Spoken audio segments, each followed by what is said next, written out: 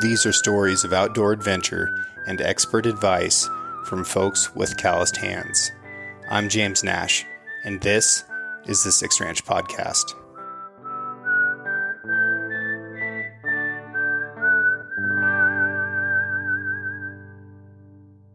For those of you out there that are truck guys like me, I want to talk to you about one of our newest sponsors, Decked.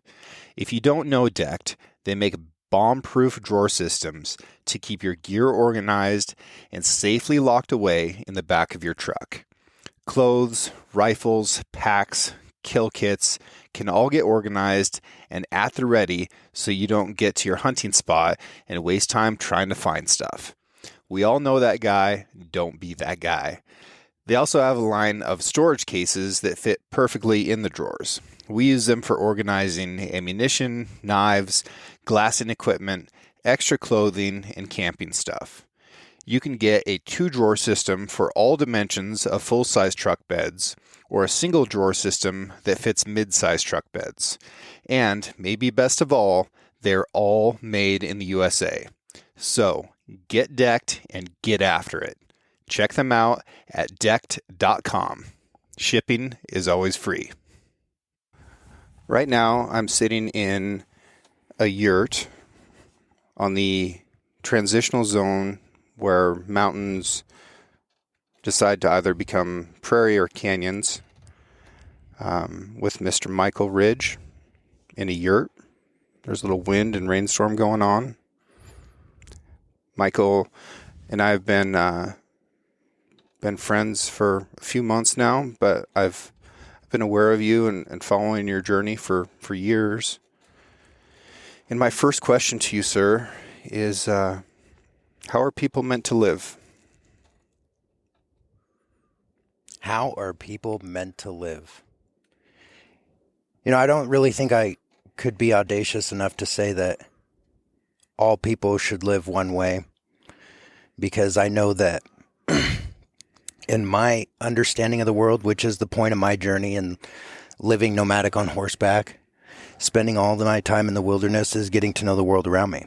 That's the point of it. Mm-hmm.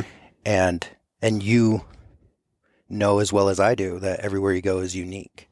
Very, very unique. So that's my understanding of culture. Culture is rooted in the land. And we know that because everything from the soil to the rocks, to the birds, to the mammals, to the people, to their languages, to their skin colors, it's all unique depending on where you are. Mm-hmm. Yeah. And it's also unique in time, right?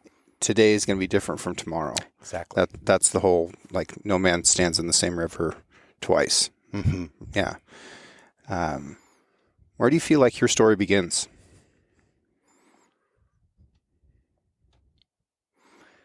I remember being me since I was a child, you know, so I feel like the same individual I was when I was just a tyke. And then what happened? Personally, I didn't have a very good upbringing. Mm-hmm. I didn't have a very good childhood. A lot of inconsistency and a lot of moving around, and who was taking care of me, that changed a lot also. And so I think that geared me up pretty well, you know, to go to over 14 schools and 12 years of schooling. You know, it kind of pushed me to be a charismatic individual, to make friends easy or not. You know, it could go the other way.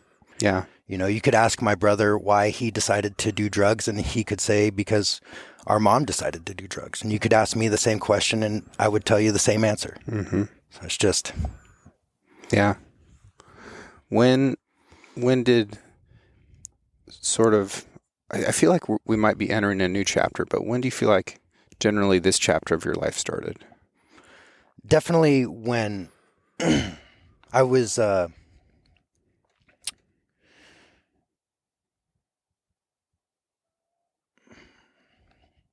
I was in northern Idaho. I was in northern Idaho when I had met somebody that had introduced me to the wild carrot, which is similar to the one here. It's different, though. It's a different one over there. And that was the change of my life, where I learned that there was food systems native in the landscape. Something in that was a click for me. We ate some together this spring. Yeah, Yeah. They're tasty. they are. Yeah. Good for you. Don't tell anyone.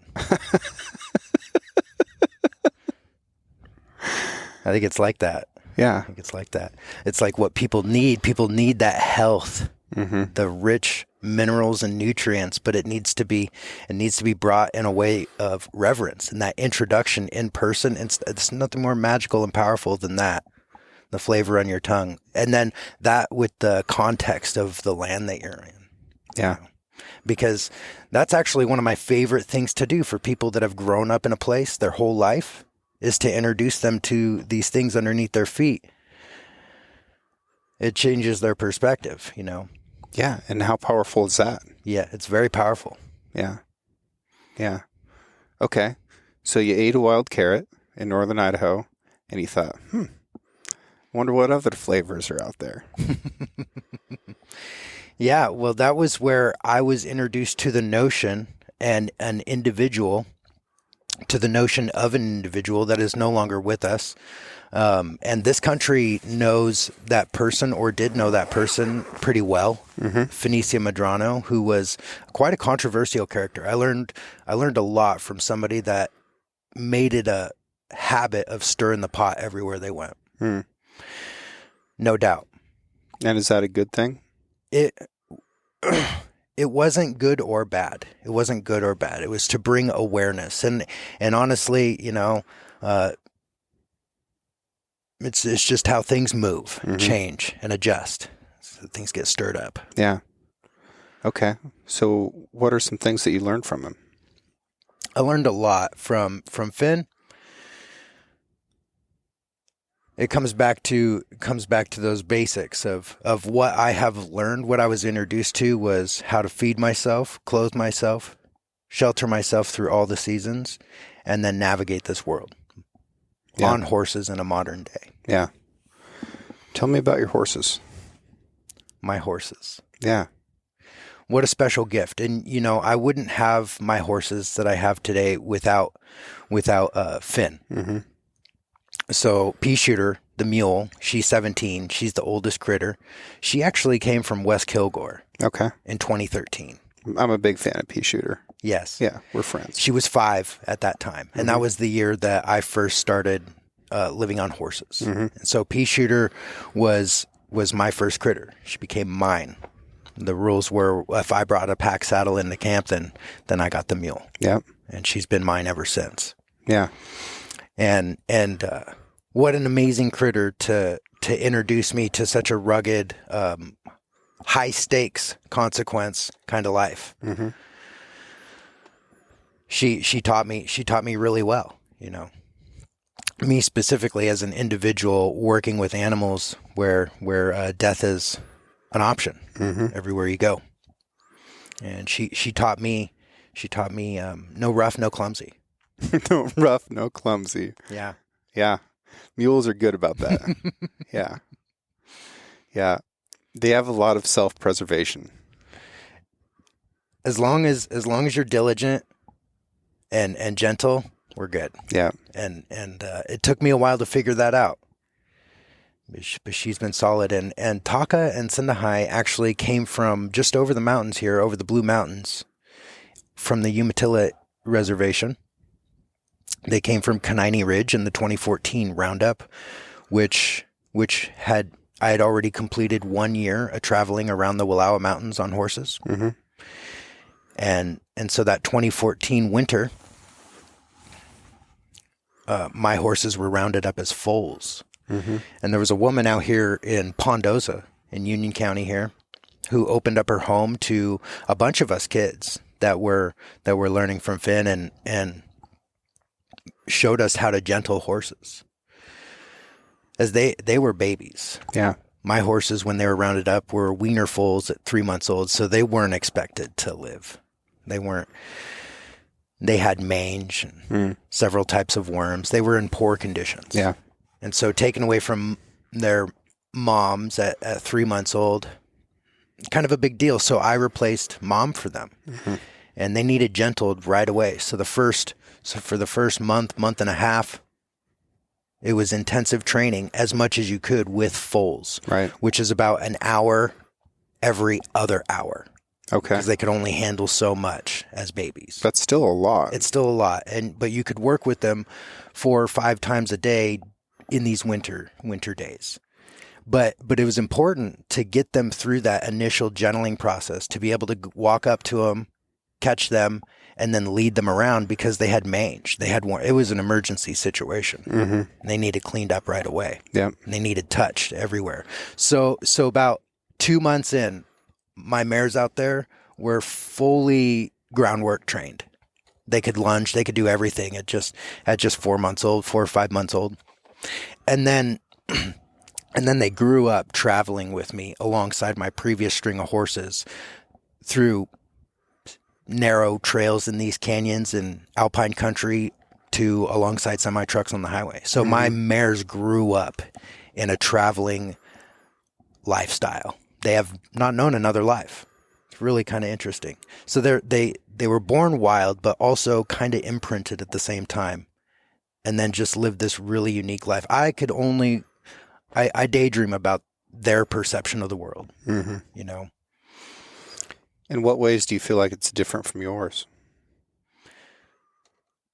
I never really thought about that, but it's probably similar. And the kinship that I have with my horses is something that I think we all deserve. Yeah. I feel like that about dogs. Yeah. You've got a good dog too. I do. She's I feel like she looks out for me more than I'm aware of. You know, like she's here for me intentionally for a purpose. You know? Yeah. She sees me through a lot of stuff. Yeah. Yeah. Dogs are good about that. If you ever, and it's not just like, oh, I'm having a hard time right now, so my dog comes over and hangs out with me. If you're having a good time, your dog's going to come over and hang out with you too. Mm-hmm. So no matter what's going on, a good dog's going to make it better. Yeah. I like that about dogs.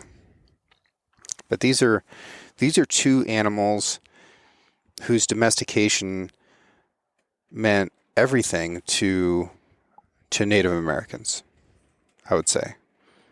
Dogs and horses. Yeah. Well, it's interesting. You know, that's an interesting thought, because I was thinking about that too. And you know, I have a really good book up here written by Forrest Carter, who used to write speeches for the president, you know, Eisenhower back in the day. And this book up here is about Geronimo. It's called Watch for Me on the Mountain. Mm-hmm. And there's several excerpts in there, because they worked with horses too. Mm-hmm. But, you know, they weren't trained or anything. Yeah. So they could just hop on horses and with a loop around their neck and rump. And there was a level of communication and understanding that I think is not quite there for, you know, we tap into it. We experience it sometimes. But I think when it comes to the indigenous people, there was a level of understanding of our world that was never quite fully understood. Mm.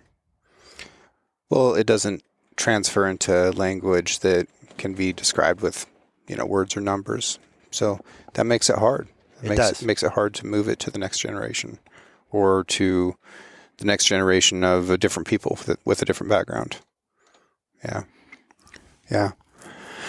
I wonder about horses being native to North America.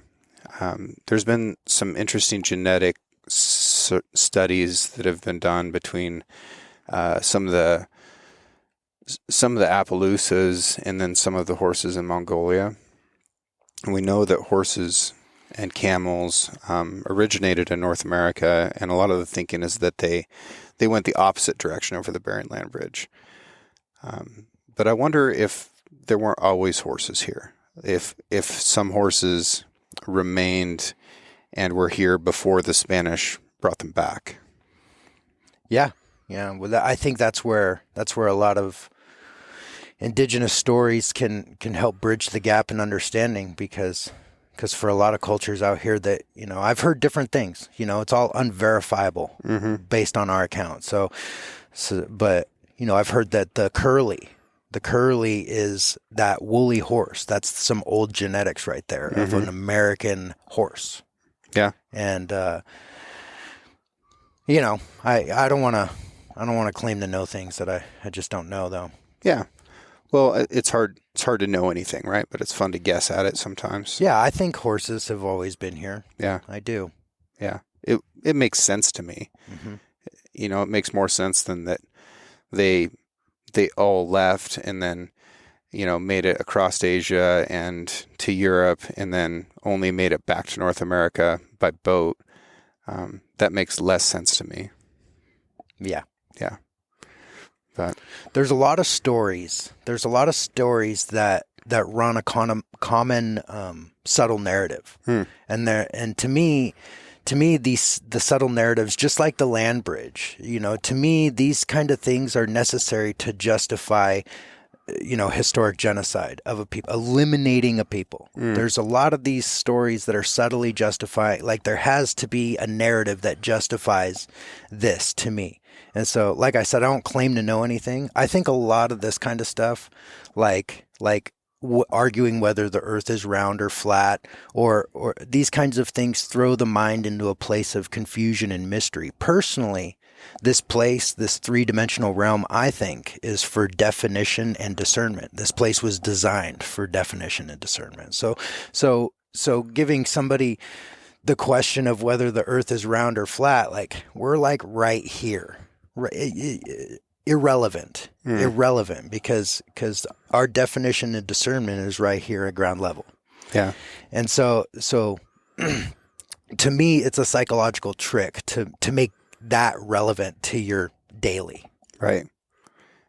Yeah. I can see where you're going with that, that there's only so much, we only have so much space to learn. And like what you're talking about with your horses when they're young, you could work with them for an hour every other hour. And that was kind of their capacity. We are subject to the reality. Yep. Yeah. Right now, we have access to news from all over the world, to information that doesn't pertain to our immediate or even near future. And that can clog up our capacity to learn about things like, am I stepping on a plant that I could be eating instead of stepping on? So as your world gets smaller, you can focus more on the stuff that's right in front of you, and you can learn more about it. Yeah, I mean, it's the age-old struggle of, the more advanced the world around us becomes, the less advanced or capable and knowledgeable we are individually. I think that balance, there could be a better balance there. Mm-hmm. For sure. Yeah. So in those early years when you're starting to become nomadic and live nomadically, did you start out wintering outside? Mm-hmm. You did. Was that first winter hard? It was in a teepee without a wood stove. It was an open fire ring. And it was hard. It was really challenging. Everything was new for me, coming from the city. And I equate it to like learning how to play guitar, which, nobody wants to hear. Nobody wants, you don't even want to hear it. And it's like that, but it's chopping wood, it's working with horses, it's enduring the weather. It's so many things that will really just make you or break you. Even something like trying to figure out how to keep water wet in the wintertime is really hard. Yeah, and I'm at a place where these things are second nature. Mm-hmm. Second nature. Yeah. Yeah. We had an elk camp in October where it got down to single digits, and I had some friends from Hawaii who were out hunting with me, and they wanted to, we had the option of staying inside, but they wanted an actual elk hunt. They wanted to stay in tents and cook outside and kind of do the whole thing, which I thought was great. And coming out of a 100-degree climate, which they were very, very used to, and then stepping into that is a big step. That's a shift. And for me, just keeping water from freezing so that I could, have water to be able to cook and clean with and make coffee in the morning, it's a big challenge. And even though I've done a lot of that in my life, the first night that it happened, I forgot. I came outside and everything was frozen. I was like, oh, such an idiot. I've been living inside too much. And these conditions, and I feel that right now subtly as the weather and conditions, just change through the years. Like we're mid-December right now. Technically, it's still fall. Yeah. Right? We're 3 days away from solstice. Yeah. But it feels like October, November out there. It does today. We'll see. And I talked about how we're in this transitional piece of terrain. Weather forecasts don't do it here. You can take the most advanced weather forecasting that there is, and it's good for about 6 hours in this area. Yeah. This transition zone too, and I just have to say, like, what a special place to hang the hat and for the winter. Right here, camp is perched between that convergence of the Blue Mountains and the Wallowa Mountains. Ancient stories told right there, but also this was the route from the Grand Ronde Valley to the Wallowa Valley. Mm-hmm. We are on the old stagecoach path. You know? And so, but even beyond that, right here within the prairie right here are stone bowls and wild foods of all kinds. And so the layers of the landscape are peeled back all the way to the origins here. Yeah. I just love it. And would that stagecoach road have been built on top of a Travoy road? Absolutely. Yeah. It's like, especially in this country where it's dramatic, deep canyons and there's not a lot of options for how you get from one place to another. The roads here have always been the roads. Yeah. Have always been the paths. Yeah. And I love that. Just knowing that is it's an honor to walk those paths, to see those sights. You know? Yeah. I've hunted in places where I'll find like a really old straight wall cartridge that might have been there, since the 1800s, early 1900s. And then I'll find a 30-06 cartridge. And then I'll drop down into the pass a little bit. I'll find an arrowhead, and then I'll find what I think was an old rock blind. It's like, yeah, critters have been moving through here as long as this has been shaped like this. Yeah. Yeah. For thousands and thousands of years, this has been a good spot if you wanted to get some meat. Being able to stop and admire and acknowledge and contribute to the story of the land. That is like the epitome of the word honor to me. Yeah. So, movement, being nomadic, moving around, how important is that? For me, it's everything, really. So this is a different kind of year for you. It is. It's been good for me, though. 2024, and we know this, I started out traveling normal, heading out of here. And you came and pulled us out of the national recreation area because my mule got hurt. And I did not travel after that. I stayed in this place. Yeah. I was up here on this prairie when it was 105 degrees. Mm-hmm. And I think it was necessary for me. A break in the pattern because, 11 years of this life that I've been living where it is 6 months of winter, you pack all this up, cash it, and then travel across the country and you end up where you end up and do it all over again.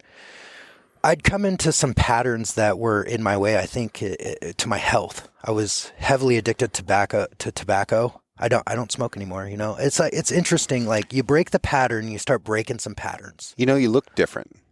I feel so much better. You look younger by years than you did this spring. There's a heavy reality that I'm facing that, I have some self-defeating tendencies where I dampen my own spirit, my own light like that. And so I do think this break in my travels kind of was it's like a drawback on the bow. That's what I feel like it was, I needed to reshape some things because honestly, as I reflect on it now, I just been squandering what so many people consider the pinnacle of freedom. I hear it all the time, living the dream. And so I want to embody that. I really do. I want to come at this with a fresh mind and healthy body and really not hold self back so much. Yeah. Well, I want to hear, and I'm sure everybody else does too, more about these nomadic travels and the moving around, and what are some stories? What are some experiences you've had with animals and places, and what have been the dangers and the fears and the victories? Automatically, I think somebody like you would really enjoy it because they're really the only thing that's consistent is you, your modalities, the way you know how to do things. But the point of having all that skill and obviously the gear is what facilitates your comfort. When you have the knowledge and you have the gear and you're moving and you're in it, that's where the real stuff starts to happen. Because now you are in a place where you're comfortable in this world that is constantly shifting and moving and transitioning.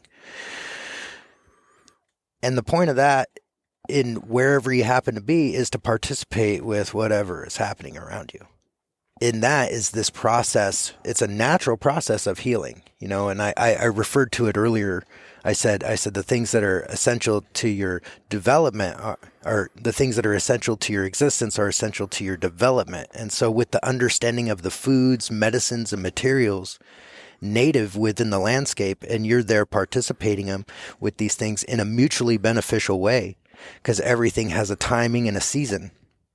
And when you're moving through in the season of seasons, the right timing and the right season, you're moving through these seasons, you are mutually beneficial to these things that you're participating with. And that is like the magic of life. There's a way to move through the land and you have everything that you need. And you're being a ripple effect of beauty and abundance that's mutually beneficial to these things.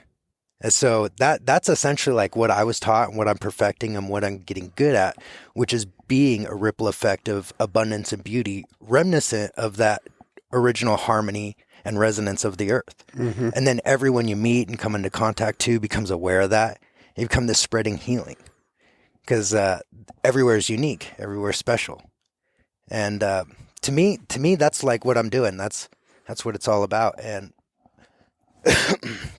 I think it's like the tried, true, tested integrity of that is why I'm thriving so much, because it's like over here, I got a grocery bag full of dogbane seed, which I got from a spot somebody had turned me on to that Jim Riggs had originally was harvesting from. If you know Jim Riggs, it's like one of the reasons bucks brain tanning is a common knowledge these days. He's one of the main reasons.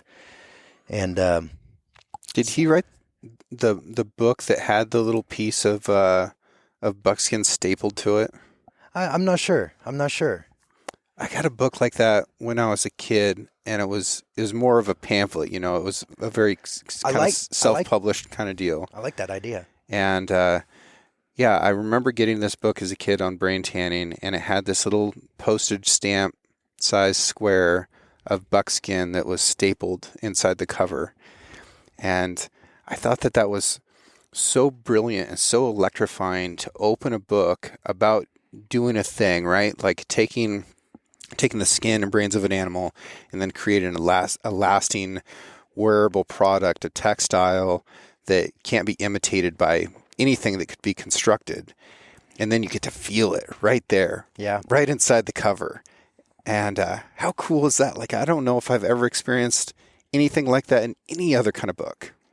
That's a really great idea. But the dogbane, you could see it right there. I got those bundles of dogbane. Came from the railroad tracks over there. Mm-hmm. And it was a spot that Jim Riggs had turned some people that are still living onto today. I'm new to this area. Somebody told me about that spot and I go to it and that story lives on. And I make a video about it and it does pretty good. It got hundreds and hundreds of almost 1 million views across all these different platforms. And in that you have people commenting about how long they've been looking for this plant Mm. And one woman said that she paid $9 for a single pod of seeds.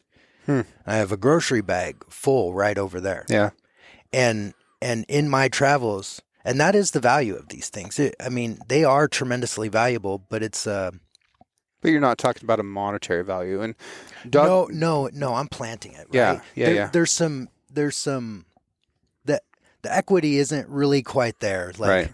when it comes to things that are native, essential to the ecosystem, and their value is more than just monetary. It's also value in maintaining the health of the land that we're in. And My basic understanding of dogbane is that you can use it to make very strong, very thin cordage. Yeah. You can basically turn it into a fishing line. Mm-hmm. What else can you do with it? It's everything fiber you can make fibers from. In fact, there's a chemical compound in here that in dogbane that is has to do with your heart. Like it can stop and start a heart. There's a cardiac. I forget the specific compound in it, but it's medicine just for you to wear. There's I don't want to just pull stuff out of my butt, but there's a PDF on dogbane where they've done studies. It's good for people that are diabetic. Okay. Diabetic to wear it on your skin, and there's some medicinal properties for sure. I have a little basket that I wove right up there, and you can Oh yeah. you can grab that if you want to. So that looks like it might even be watertight or close to it. No, these are raw fibers. So, Okay. But dogbane is antimicrobial and antifungal. So back in the day, like burlap sacks were made, and so these wild roots out here were stored in dogbane sacks, and then you could bury them or put them in places that are dry and cool, and basically pull out fresh vegetables all winter long. Gotcha. Mm-hmm. Gotcha. So would that have been a good place to store something like a camas root? Yeah, absolutely. And the bags will keep things from molding. You just make sure there's no plant materials. And then the materials that you're using are likewise, just like buckskin. Smoking buckskin repels bugs. It repels rodents. Mm-hmm. Yeah, buckskin's pretty awesome. A lot of work. So you're wearing buckskin pants. Talk to me a little bit about how long it takes you to make something like that. I do things at my own leisure. Nothing's a job for me unless I do tend to get obsessive about some projects.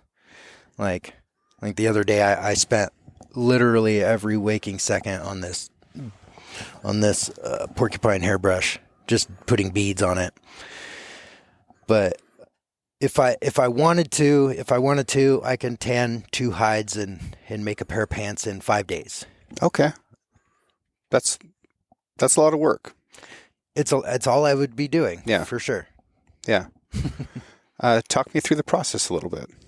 Well, after you tan the hides, it's pretty quick. Well, we've got let's say we're starting with a hide that just got pulled off of the deer. Okay, you're gonna take that thing right to a fleshing beam, and there's many styles doing this, but I do wet scrape, so it's just an angled beam, a log that you're pushing up against and pinching that skin and pushing that off with a draw knife, and you get all that meat and fat off, and then you flip it around, you get all that hair off. There's a layer of skin underneath the hair. There's a grain layer. Got to get all that off. I tan in my shelter, so once that's done, I hydrate it in water, get all the loose hairs off of it, and scrape it again, make sure I was really thorough with all that. Then you put it in the tanning solution, and then... And the tanning solution is going to be brain or... The tanning solution is any emulsified fat, so oftentimes I'm getting hides from hunters where they field dressed it and brought it to... They didn't save the head or anything. So you can use soy lecithin, and that's a great one for like summertime because it doesn't attract bugs or anything. Okay. You can use ivory bar soap. You can use some lotions, but any emulsified fat is what initiates that chemical process of converting glues and collagen into the supple buckskin that we know. Okay. So you soak it in A tanning solution. the tanning solution. Yeah, and basically, you're hanging it near a heat source. As it's drying, there's tension setting up in that hide, and you're breaking that tension. So once your skin is hydrated in a tanning solution, you're hanging it up to dry, and before it dries hard, you pull it and stretch it to prevent it from drying hard. And if once all the moisture has left the hide and it's still got some stiffness, you put it back in the tanning solution. You just repeat that process until it's done. So the way that I'm tanning hides is pretty quick. And then once you've gone through those cycles of putting it in the tanning solution, letting it dry, stretching it, pulling on it, breaking it, so that those fibers don't sort of glue themselves together again, you're going to smoke it at some point? That's right. Once it's fully buckskin, Yeah. buttery soft, then you smoke it, and that sets that softness in the hide. Mm-hmm. And it also, so it cures the skin, but it also adds some color. Yeah. And different woods give it different colors, give you different smells. Do you have a preferred wood? I like Doug fir. Sure. Because it gives you that traditional. That's our tree, man. Yeah. It's just that, it's what you think of when you think buckskin. Yeah. It gives you that color. Yeah. Doug fir is just awesome. I mean, that's what our 2x4s are made out of. That's, one of our best firewoods. And that's important. You want to use punk. You want to use punk wood. Okay. Because when it's smoking, you don't want it to catch on fire. You just want it to billow smoke, so every step of the process requires skill. Requires a learning process, a learning curve, and then developed skill. Yeah. So I can go out there and I can flesh a hide and have the hair and skin off of it in an hour. And how long will a set of buckskin pants last you? 3 years for me, wearing them every day. Yeah. Yeah. This is their second year. The knees are getting the leather is really thin on the knees, obvious. And it gets to the point where you're just constantly making repairs and repairs and repairs. Yeah. People, it's high fashion now, I guess, but. Well, it mostly always has been. Torn up, worn clothing. Yeah. Well, buckskin has always been high fashion. There's this briefest period of time, if we're talking about human history, where it sort of hasn't been, and now it's coming back, which is so funny. There's a gap in people's understanding of the value of it. Yeah. Like, people think that leather, there's, first of all, traditionally smoked tan buckskin versus chemical tan leather, not the same. Yeah. And even right now, amongst people that do know how to tan and sell deer skins, they're undervaluing it. Mm-hmm. Everything else in the world is skyrocket right now, but people are still selling buckskin for the same price as 20 years ago. Yeah. I complain to Primitive Skills people that do that because you're the one devaluing this. Yeah. Yeah. And if so, they're worth at least $3,000. What have you done for threads? For threads, buckskin. Yeah. Mm-hmm. So you're using buckskin to actually make the thread as well? That's right. Yeah. Interesting. Yeah, I have some bundles up there stuff in the yurt. But yeah. For which it doesn't rot. It gets thin. Yeah. That's what it does. It gets thin in spots where it stresses. Mm-hmm. So buckskin is this living material. It's still alive. And everywhere it gets wear, it gets thin. So it's just the nature of everything. Yeah. Doesn't get too hot, doesn't get too cold. It's pretty great. Those natural fibers, man. Wool, pretty tough to beat. It's also antimicrobial. It's antibacterial. And when you have a fresh smoked hand, and if you're using brains also, there's pheromones in brains. And for a lot of the years, it was when I ran out of dehydrated brains. I had a friend that made a huge batch of dehydrated brains, which they said they would never do again because it's gross. Yeah. It's really hard to dehydrate anything that has a lipid in it. Yes. It is. What an interesting thing. And it smells like fish flakes. It smells like fish food. And once I ran out of dehydrated brains, I pretty much stopped using brains. Yeah. Because what do I got? I don't got a freezer or anything. I could dry them in. Yeah. Just use egg yolks or. I've heard egg yolks. Yeah. Yeah. What's a time where you've been out in the wild and have been afraid? It's always when I'm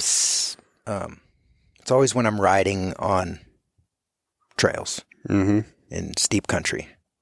Yeah. That's the most afraid I am all the time. Gravity problem. Just you have these critters, and you had to have done everything proper, tight and right, and it's at that point where you're more, everything that you've done is tested, and the circumstances and the situation and environment is a guess. Yeah. So that's where I'm most terrified. That's where you're riding and the only thing holding you on the saddle is your butt suction cup to it. Yeah. Because it's puckered. Right. People think that I'm just joking most of the time when I'm critical of llamas, but the reality is, when I was growing up and packing horses and mules, I saw some trail disasters from llamas. And what folks don't understand is that a lot of horses and mules have a very phobic response to llamas. They're more fearful of them than they are of bears, of cougars, of bees, of almost anything else. And if you encounter somebody who's packing a llama on a steep section of trail like that, it could very easily lead to serious injury or death of one of those horses or mules. It's the option is always there for sure. My horses have met just about every critter under the sun. I actually have video of an alpaca humping Taka. Poor Taka. She was just trying to take a nap. But she's got that personality where she kind of indoctrinates everything into her. She's that kind of person. Like she it seems like she's picking on him, but she's actually establishing some relationships. Yeah. And she does that. When I walked up here to the fence, they were starting to walk over, and they really started to walk over when they saw that we weren't paying attention to them anymore. And then when I walked over there and was looking at them, they stopped. All three of them, their ears come up, and then they all looked off to the side at the same time at nothing. And I know that they were wanting to see if I was going to look at what they were pretending to look at too. And I just kind of waited them out, and then they knew that there was going to be an apple as part of the deal. And here they come. They're sweet animals. They are. Have any of them taken a fall? Sindahai, the very first year I started packing and riding them, they were 3 years old. They had just turned 3. Mm-hmm. It was in Washington, in the Sawtooth Wilderness. The trail to get to Stehekin. Yep. Steep trail. It's a steep trail, and my horses, I wasn't riding anybody. I was just leading them, and I had them half packed. It's their first year, first season packing.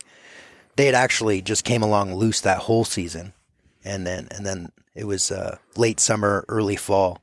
I decided we were going into the Sawtooths, and so I half packed my girls for the first time. And they kept breaking my breakaways. Breaking my breakaways. What's a breakaway for folks who don't understand? When you're packing horses, you need a breakaway. And on my riding saddle, I have a breakaway, which consists of a rope that goes from cinchering to cinchering across the backside of my cantle. And on that rope is paracord. Some people use baling twine. Some people think paracord is too strong. It's not, but I use paracord. And that is what your horses are tied to. I'm hands free. Like, I'm not holding a horse as I'm leading my horses through. And each horse is strung together on a breakaway, which is a rope that goes from cinchering to cinchering. And on that rope are these little loops that you tie on, and that's called a breakaway. So if a horse falls off the cliff, they break away. They're the only one that goes down. And when I was packing my girls for the first time in the wilderness, they kept breaking my breakaways. And I made the mistake of hard tying. And pea shooter. I also, was using some equipment that I don't use anymore. I had made adjustments. It was my very first year by myself, actually. And we got through a spot where pea shooter, her packs were too low, and there was a rock there was a huge boulder just preventing her from easily just passing through this narrow section of trail where it was also like a 15-foot drop off the side. And pea shooter couldn't go, and my string was jammed up, and then she started pulling back, and I was leading Cinda High, and that pull back just threw Cinda High right off the cliff. She was hard tied, so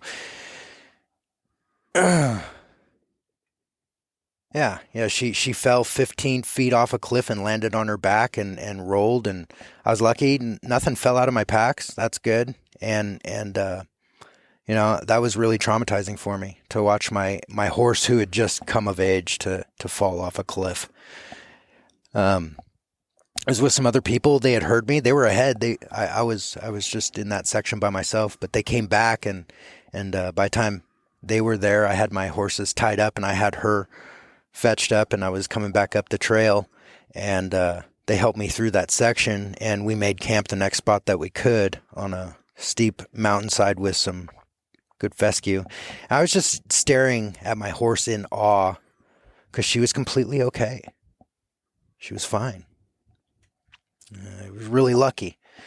My pack saddle was fine, and she wasn't limping, she wasn't sore, she wasn't swollen. I stared at her for the rest of the day. Just staring at her, going, what the heck, man? What the heck? So glad that she was okay. Yeah. Because it doesn't take much for it to go differently. No. Unfortunate because 15-foot drop onto some fluffed up soil at a slight incline. I was pretty lucky, pretty fortunate. But there was a lesson in there for me that nobody else knew about. It was just my lesson in my own head of what I know to do and ignoring what I know to do, which would be to stop, get out some paracord, dig in. It doesn't matter. Do whatever it takes to pull out some spare paracord and make a breakaway instead of this hard tie where now the horses have leverage against each other. I've done the same exact thing under really similar situation where I was leading some mules, one of whom just wasn't feeling that day. And he would just stop because he felt like it and pull back and break the breakaway. And I was using baling twine, so it didn't take much, just pop. And, the next time you turn around, you've got two mules behind you and two mules that are, 300 yards behind you, not that far, but because packers mostly ride backwards, but I was just getting frustrated, and all day long I'm dealing with this and I'm running out of baling twine, and I was like, you know what? Like, you're going to get tied hard and fast. It becomes a game for them. Yeah. And, and we did have a little bit of a wreck later on that day because we're tied up, and I just had to kind of wait until all the lines got tight and we're wrapped around every tree that we could wrap around. And like, okay, you guys done? Oh no. And then it's like, okay, which one of these things do I need to cut to like make it all like come loose? And it's like, I think I'll cut this one. Boing. And then everybody kind of scrambles around to their feet. It's like, all right, we done? Are we done playing games? Can we go back to work? Boy, oh boy. But it can get bad, and that's definitely a situation. And there's a metaphor there too, right? You know that this is a safety precaution. You know that this is the right thing to do, but with enough frustration, you can get eroded down and you can make the wrong choice. I've found that nature is such a hard ass that the moment you decide to make a decision against what you know is wrong is the moment that, it's like the moment you relinquish your ability to function. So I don't do drugs. Yeah. It's like, so I don't go out into the wilderness and do mushrooms or anything. Cause I've learned the moment you relinquish your ability to function is the moment you got to function. Yeah. And there's something in the fabric of reality. It's just like, this is a law of the universe that you don't get to You don't get to pretend you haven't learned this lesson. Yeah. Murphy's Law. It's just like that. Yeah. Keeps you tight. Yeah. What's a cool experience that you've had with wild animals? Man, that's a tough one. I have to think about this. I've had probably the most amazing experience with communicating with birds. Yeah, a bird taught me how to do this. I say a bird taught me how, but a bird got my tongue moving, and I stumbled onto a sound that I could make, and it was through mimicking a bird, where I was just mimicking its sounds, and it seemed to start out with me real simple, like doo doo, and I would go doo doo, and it would go doo doo, doo doo, and eventually, like, it got my tongue going. Coolest experience I've ever had with an animal was just mimicking a bird, and then from that, I can do this interesting whistle that I've heard nobody else do ever. That's fun. It's fun. That's a fun skill. Yeah. And I know you've had all kinds of predators around as well, which a lot of people have a phobic response to. So, when I was in Australia, which we talked about a little bit before we started recording, of course I was worried about snakes and spiders and the stuff that Americans think of when they think about Australia.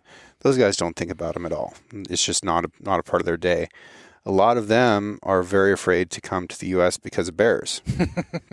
Right? Yeah. And that's not something that affects our day very much at all. If you're in grizzly bear country, that can be a little bit different story and should be. But as far as black bears go, and most of the time with grizzlies, not a huge deal. So I think, you've probably had wolves and lions and bears around and been relatively comfortable in those situations. Do you recall any of those times? Yeah, absolutely. I think it's important to remind ourselves that it's a whole community out here that's already established. Just like when I'm riding into Wallowa country, there's an established community with everything's been figured out. There's a structure, there's an order, there's a way, you know what I mean? So it's nature's like that. And so I think we get a little bit more sensitive to our environment, where it's a community, and because when you go in to make a camp, they know where you are. Everybody's giving you away, especially the squirrels and the birds. They tell on you first thing straight away. And then obviously if you have a dog, you're hard pressed to see anything aside from something that's not afraid of dogs. Yeah. And then if you're staying there any amount of time, you become this hot spot where everything knows you're there for sure. And if you're exploring everywhere, you're going to the bathroom, you're letting the community be aware. There's different ways to do that, like if I'm traveling in bear country, it's nice to have a bell on my saddle. For lions, for bears, mostly so they know you're coming. Yeah. So you don't scare them. Yeah. Because that's the biggest thing is scaring them. But when it comes to the community of the animal world, there are all types of personalities. And bear are one of the more expressive. Like there can be a sweet bear, there can be an ornery bear. And when we're strangers to the community, then we kind of have to have our wits about us and stay within protocol. But once you get familiar to an area, you might know all the bears in the area. And your protocol then adjusts and is more. So it gets as deep or shallow as you want it to be. Yeah. But it's familiarity, which is the point of my journey. It's become familiar with the world that we're living in. Yeah, participated in it a little bit more. Through direct participation instead of passive observation is some real healing, some real powerful healing. Yeah. Because then you're moving in this way that is sensitive to the area that you're in. And what I've taught is to move in that way, which is mutually beneficial to it. It's pretty special when you can get into that familiarity level where you don't just look out and go, oh, there's a bear. And you look at it and go, oh, there's that bear. And these are the tendencies of that bear. And I've gotten that more so with elk than anything else, right? And I know over 100 elk by sight, and I know a little bit about their lives. I know kind of where they are at different times of year. I know some things about their behavior, their tendencies. You notice when one's missing. Well, yeah, probably. There's certainly been those times. They're not on tracks, right? If I'm in a spot and I think, well, this bull has been here on this day 2 years in a row, he should be here today. He might be someplace else. But they also can do things that are incredibly consistent. So, for example, I found a left shed antler from a bull. So his left side from 2 different years, and they were within about 10 feet of each other. It's like, wow, that's pretty crazy. He was here on this same exact spot during the time where he needed to drop that left antler 2 years in a row under different weather conditions. Like, that's wild. Yeah. What's even crazier is my buddy who was out there at the same time was a couple miles away, canyon miles, and he found the right from that same bull also within a few feet of each other. That's crazy. Very consistent. There's probably a sense of relief when they throw those things off. Oh, I think it's euphoric. And it wouldn't, I wouldn't doubt if they associate that euphoria with the place that it happened. Mm-hmm. Yeah. And it's like, well, this is where I was, during this photo period when there was this amount of daylight last year and nothing ate me. So I'm going to try that again. I got enough to eat and just keep doing the same thing. And that's how some animals survive for longer than other animals, is they find the patterns that keep them the safest the longest. Yeah. And if they have the good mothers too, then exactly. Then they know that the canyons right over here, safe. Right up here on top of the prairie, it's not safe. Yeah. Yeah. That's one of my concerns with mule deer right now is we have a lot fewer does who are having fawns in some of their, traditional habitat. So that's how they learn to live in a place. And we found that in Wyoming with collar data is you would have a doe, and then there'd be a buck over here that was her son, and there'd be another doe over here that was her daughter, and there'd be a fawn right here, and they'd all be on the same hillside, but they might have a couple 100-mile migration throughout the year. But in the springtime, they're all coming back to that same place where they'd been born, and were utilizing that landscape. Now, if that doe and both of her female offspring and that buck all get killed, whether it's by hunters or predators or winter or disease, any number of things, well, now there's nobody else who is going to grow up there and learn this habitat and have that imprinted as part of their migration cycle. So then you can have habitat that no longer has the animals in it. And eventually, if there's a healthy enough population, they'll restock that area. But if there isn't a healthy enough population, they'll keep defaulting to the places where they're safe. And that might be all private agricultural land down in the valleys. Yeah. Or town. Yeah, and then you have adverse possession. Yeah. Whether or not people want to pretend that doesn't exist, but yeah. But you'll hear people be, these are my elk. Sure. Yeah. Yeah, and that's an interesting thing too, right? Is like when you start thinking of things in terms of ownership like that, what do you actually own?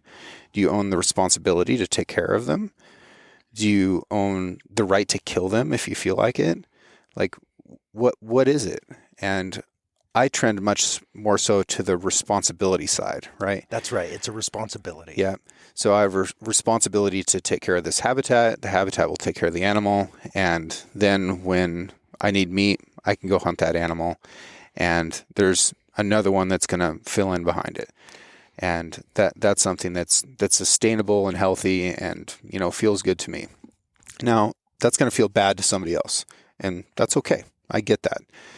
But I think that the way we approach land ownership as far as like the six ranch and my family. It's like what we really own is responsibility to take care of this place. And that's what, we're in the sixth generation of doing in one spot, and we want to continue doing that for as long as we can. Yeah. Yep. Yeah. Yeah. I mean, that's really what my journey is all about, but it's really extreme. It's super extreme. The most permanent thing that I do is plant habitat. Yeah. Right. The plants that I focus on, which is the foundation of our ecosystems. So when I focus on that,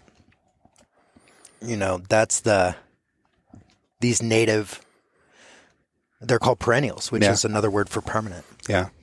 And my camp here is impermanent. And when you stay in one spot, it's a great example. We're right next to where my teepee sat last winter.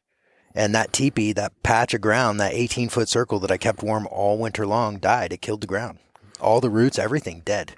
Well, you can find teepee rings in the canyons that are, hundreds of years old.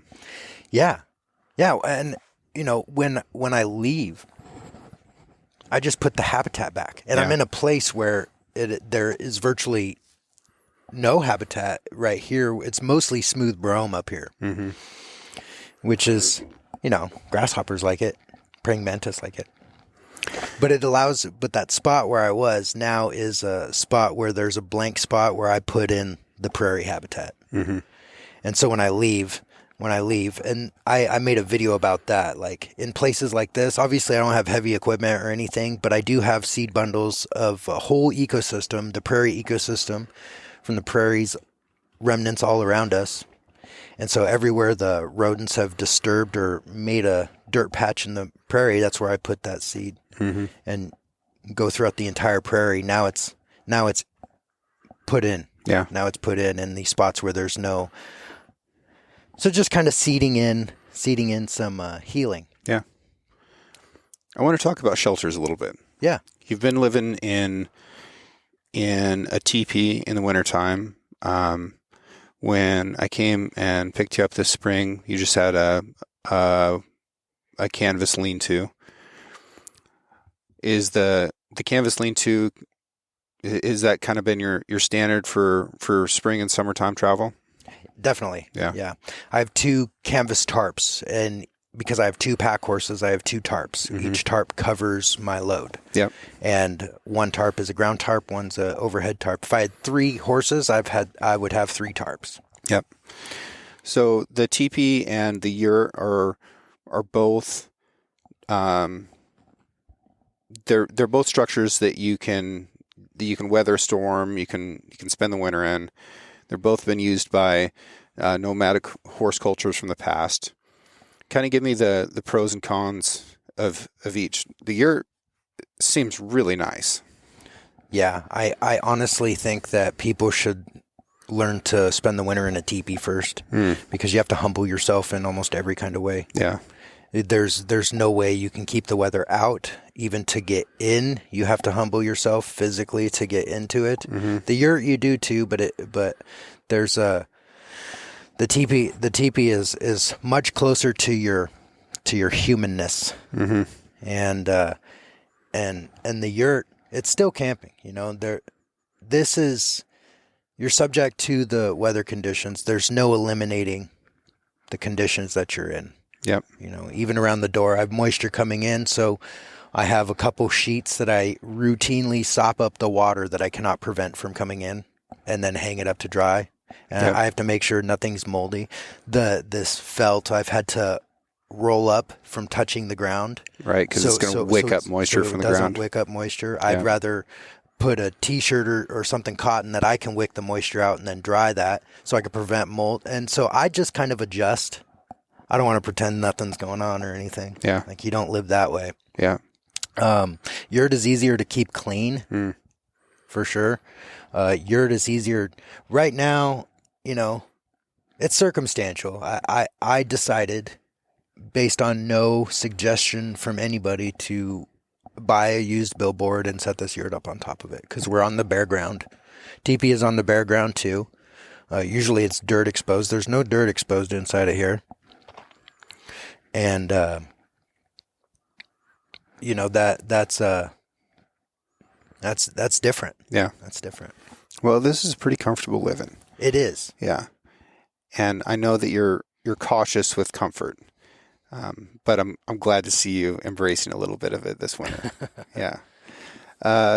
When you do pack up for the summertime, you've talked about how a lot of your food, a lot of your medicine, a lot of the things that you need are out there already. Like that's stuff that you don't necessarily have to bring with you.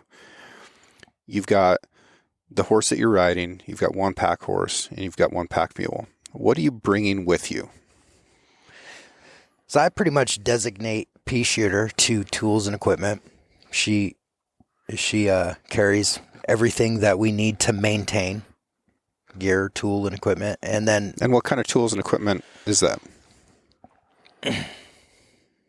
I'm actually developing a comprehensive gear list for people that do want to know, because I do have some specific things that probably others don't, and then recommendations. But we can wait on that. But just in generalities, I think people would be interested to know what you're bringing with you. Totally, yeah. So I carry my own shoeing equipment. That's heavy, pretty heavy.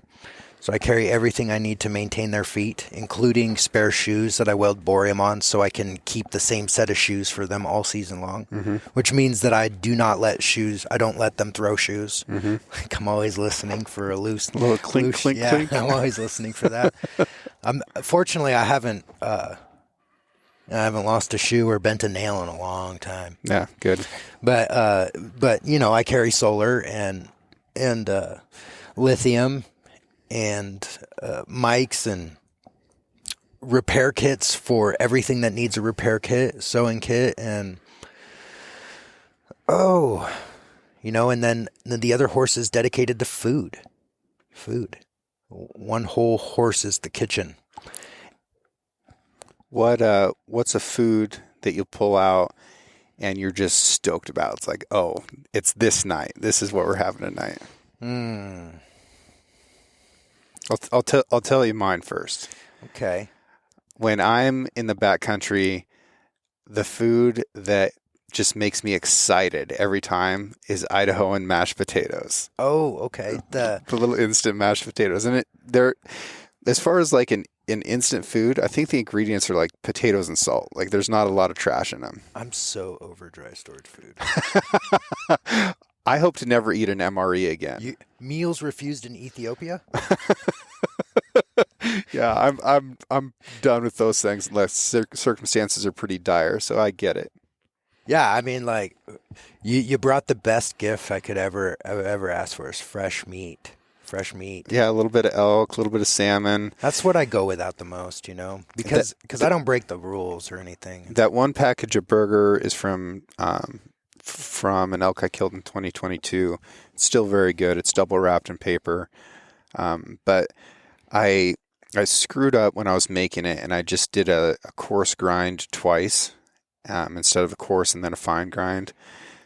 So it's a little bit chewy, a little bit tough to eat. But I was thinking that that would be a treat for morning if she was so inclined to eat a little bit of elk. Yeah. Yeah. Yeah, she's spoiled.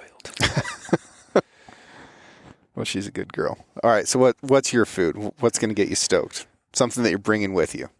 Something that I'm bringing with me. Yeah. Probably it's probably going to be a dessert. It's probably going to be a dessert because I'll carry these dry packaged desserts, and they got the cheesecake, and it's kind of so I don't know. I have these weird routines, but I have these. I have a plastic container that keeps rodents out, right, and it can fit 2 cheesecake crust and mixture in there, and I carry powdered milk. I'm so over dry stuff. I'm telling you. But on my birthday, 7-Eleven huckleberries are coming on, and I just make myself a cheesecake with wild berries. Yeah. For my birthday around that time. That's like what I'm looking forward to the most. So do you need to find a little snowbank somewhere? Snowbank? Yeah, in order to cool off the cheesecake? Or how do you make it? No, it just you whip it until it's thick, and then you let it set. You could let it set. sometimes you feel like eating cheesecake soup. Not going to wait on it. I don't really think about all these concessions that I've been making, as I live out there in that kind of way. I've gotten really spoiled the last few years too, because people are coming to visit me from all over in vehicles. So got access to fresh food, and I don't have to make special trips to town to pick up dog food or fly spray or stuff like that. You know what? Social media and short form content has changed things forever, I think. Yeah. Changed things for me. Yeah. Forever. Exclusively in a good way? Exclusively in a good way? No, I mean, there's nothing bad. Yeah. So far. Tiresome. Yeah. Annoying, irritating things can be. You can have somebody that's brilliant and somebody that's low IQ arguing with each other in your comment section. Yeah. I mean, it's just weird. It can get real weird. Yeah. People take it off the tracks and turn it into something else. And yeah, that can be frustrating to be a bystander from. I feel like I have to be a parent sometimes and step in and be like, hey, you guys be nice to each other. It's good to reflect on, like, if that's not the environment that I want to nurture in what I'm creating, then it gives me a lot to reflect on. Yeah. Cause then you have people that are strategically trying to instigate rage and arguments, and that's where I'm getting burnt out, is the more that human psychology is leveraged to the point where, it's like manufacturing music nowadays instead of just raw talent. And the same thing with content creation. Like, I can be as unique and interesting and brilliant of a human, but it doesn't matter. It doesn't matter when somebody's leveraging AI to put out more videos than you could conceive. Mm-hmm. It's just, what a weird world we're living in right now. It is weird. Yeah. But also that's just a facet of it. And currently we're still in control. Like, you can just turn it off. Just look outside. Yeah. Yeah. Yeah, I do. Yeah. Yeah. What is so 2014 is kind of when you got started. If you could go back and talk to yourself, then what's a piece of advice that you would give to yourself?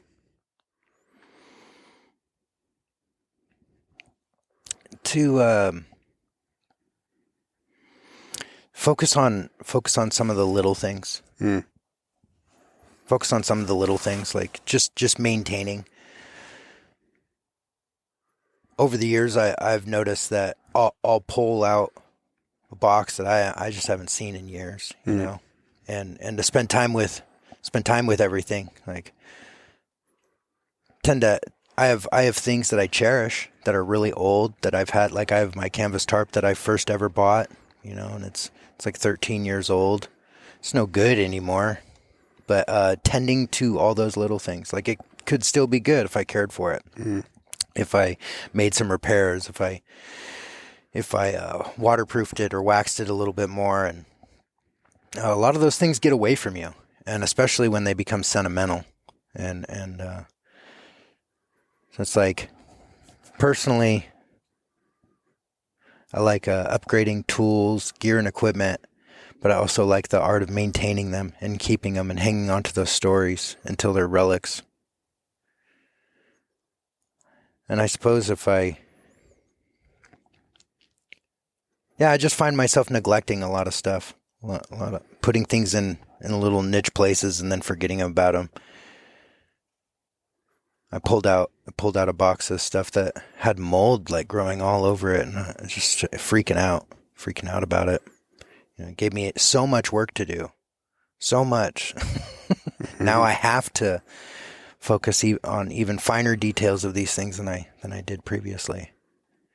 And it kind of puts things in a place where you just want to discard them. Yeah. Just get rid of it. How can people support you and follow along in your journey?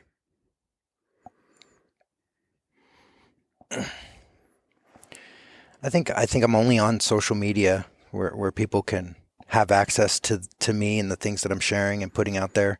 Instagram, TikTok may or may not be here. YouTube.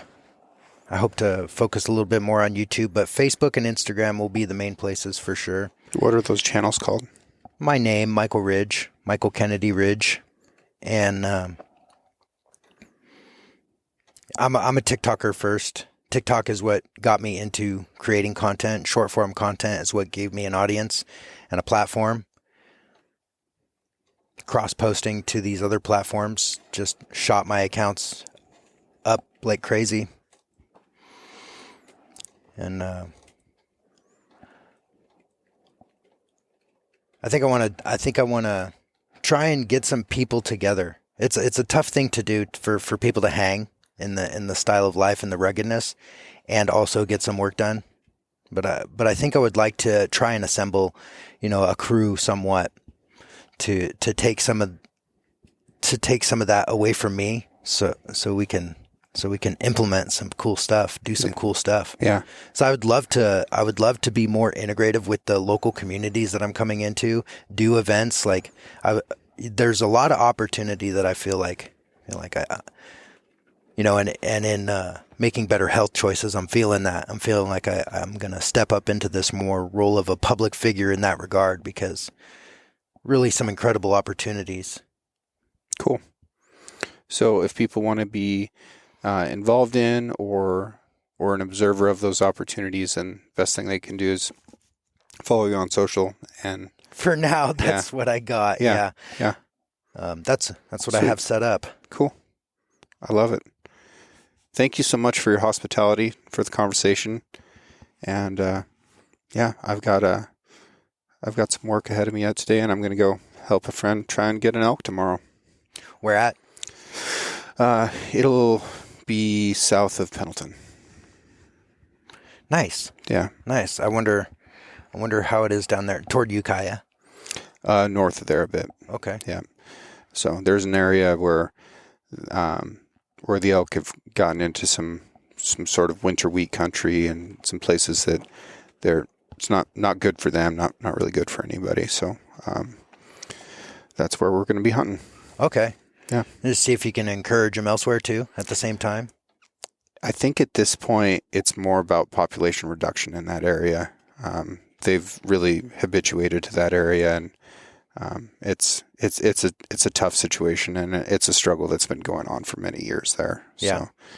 So, and with some of the diseases that are about to get here, and the ones that we already have within our elk population, these hyper concentrated places, I think our best mechanism right now is population reduction. And so, do you have any more insight on that? I want to ask you, what do you think should be done that may not be? I would like to see improved habitat in national forest and wilderness. I agree there. Yeah. Elk are gonna, and deer and everything else, birds, bugs, all of it. They're going to go wherever the habitat is the most conducive for their survival and thriving and reproduction. And our national forest and wilderness could be in a lot better shape than they're currently in, for a number of reasons and in a number of ways. But I think that's the most important thing. And one of the really tricky things is that the wildlife agency is the state, who doesn't control much land or habitat.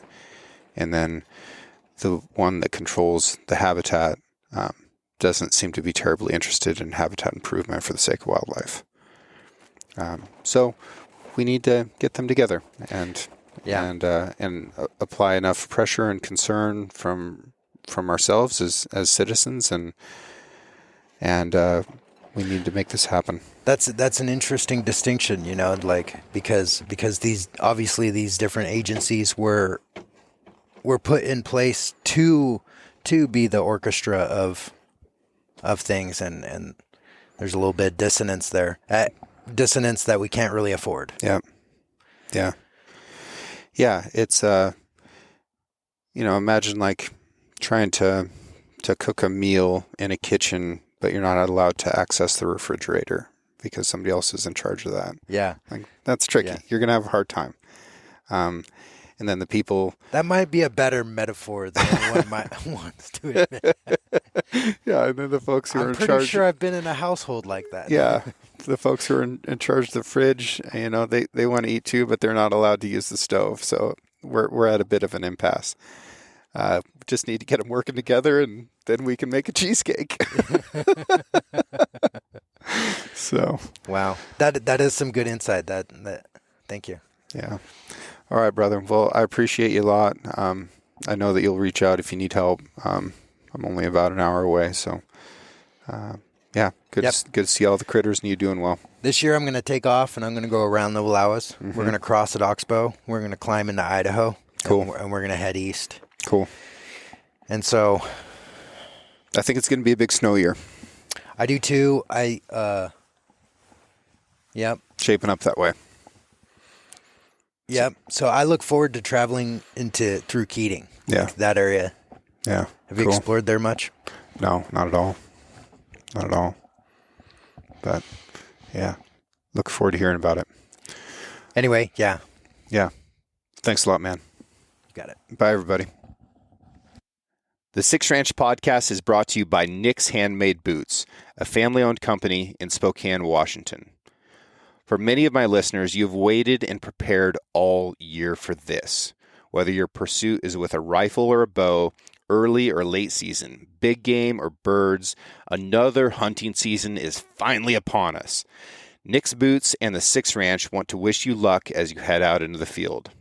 This season, I'm wearing the Nick's Boots Game Breakers, beginning with the archery elk season. Having worn this boot throughout the summer around the Six Ranch, I continue to be impressed with how quiet the boot is. The rough-out leather laces, and 365 stitch-down construction create a simple boot that is supportive, durable, comfortable, and most importantly, quieter than most synthetic hunting boots. For 60 years, Nick's has been building work boots for wildland firefighters, tradespeople, hunters, and ranchers, as well as heritage styles for anyone who values quality footwear made in America. Visit nicksboots.com today to find your next pair of high-quality American-made work boots. Add a pair of boots and a work belt to your cart and use the code 6RANCH. That's the number 6 and the word ranch to receive the belt for free. I just want to take a second and thank everyone who's written a review, who has sent mail, who has sent emails, who has sent messages. Your support is incredible. And I also love running into you at trade shows and events and just out on the hillside when we're hunting. I think that that's fantastic. I hope you guys keep adventuring as hard and as often as you can. Art for the Six Ranch podcast was created by John Chatelain and was digitized by Celia Harlander. Original music was written and performed by Justin Hay, and the Six Ranch podcast is now produced by Six Ranch Media. Thank you all so much for your continued support of the show, and I look forward to next week when we can bring you a brand new episode.